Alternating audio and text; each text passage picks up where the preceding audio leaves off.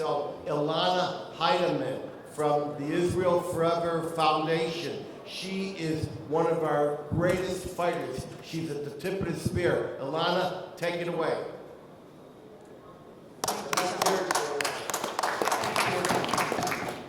To be on a panel of experts on anti-Semitism in a world where since October 7th, frankly, lots of people consider themselves an expert on anti-Semitism, and everybody is fighting it, and everybody is on their platform, and every organization has as their mission statement, we fight anti-Semitism, therefore you should donate. And who is fighting anti-Semitism? The people who are the victims. They are fighting it at home. They're fighting the toxic impact of anti-Semitism. There are more reports of children coming home that say, I don't want to be a Jew anymore. Or Israelis living in the diaspora saying, I don't want to be Israel because the anti-Semitism and the lies have infiltrated so deeply into their own self-image that it has become a danger, and we see the extreme form of that danger in the Jewish students who are the voices behind the anti-Israel movements on campus, and let us not forget also in the workplace. I think that this is an under-discussed issue that it must be addressed, but because there's not $812 million dedicated to fighting anti-Semitism as there are on campuses, we are forgetting about the common Jew, what I call the every Jew, who is afraid to speak out and even afraid to raise the topic in their own families.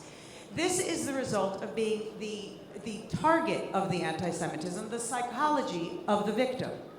But we're not even allowed to self-identify as the victim because then we're crying pity. So on the reverse, we're also not allowed to identify the enemy, the person who is victimizing us, or the entity that is victimizing us, because frankly, there is more than one, and there are more than we can even identify.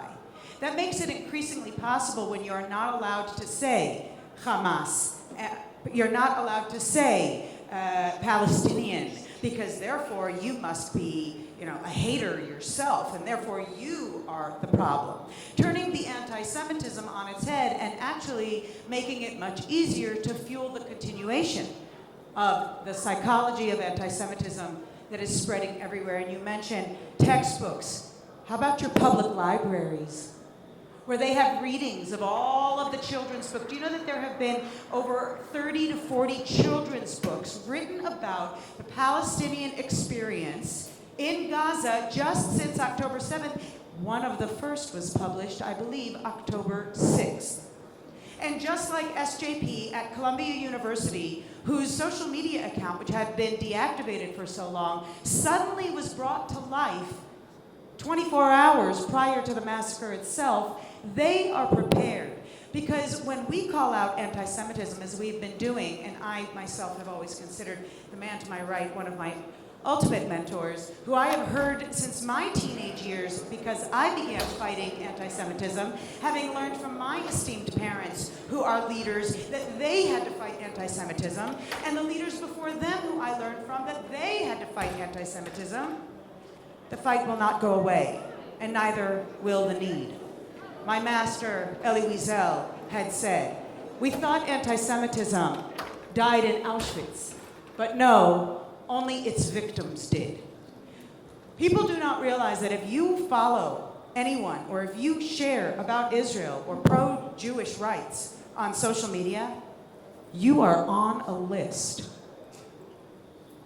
The doxing that has come out through the mapping projects in the different places did not begin on October 7th. We have been calling them out for years.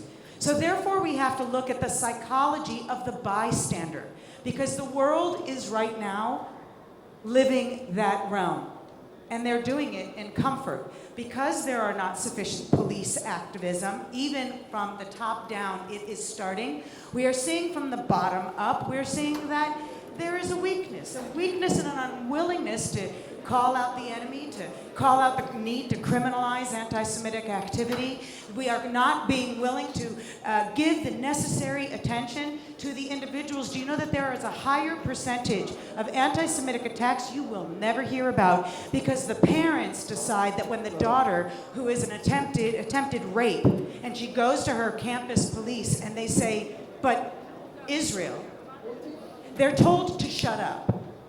And that silence is the greatest danger we have. And the silence is being fueled also by the apathy of the general population that is willing to put their faith in the big organizations and the big names that are out there fighting. It needs all of us. Every single one of us needs to be able to say why we want to be a Jew, why we are proud to be pro-Israel, why we can create, instead of anti-Semitism, a pro-Semitism movement that says we are going to fight this with all of our power, because our children and grandchildren will have to fight it as well. This is not the end of this war. We just have to change how we are fighting it by making sure that everyone feels a sense of responsibility and making sure we recognize how we can do that through increased collaboration, increased cooperation, increased transparency. I know, Gerald, you mentioned it on the non-governmental organizations issue. Let's talk about your nonprofits. Let's talk about your local communities and your local federations. And where does your money go? Yeah, that's a great question. Thank you very much. And